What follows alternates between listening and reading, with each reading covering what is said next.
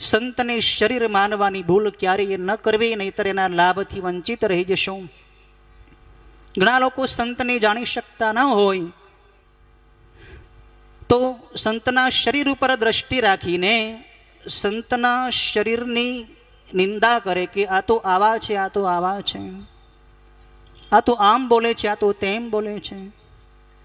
સંતો મહાપુરુષો ક્યારેક કેવી રીતે આપણને કંઈક આપી દે એ આપણને ખ્યાલ ન આવે. સંતો મહાપુરુષો સતત આપતા જ હોય છે, કેમ કે આપવું એનો સહજ સ્વભાવ હોય છે. સંતોના જીવનમાંથી સતત ચેતનાની ગંગા વહેતી હોય છે.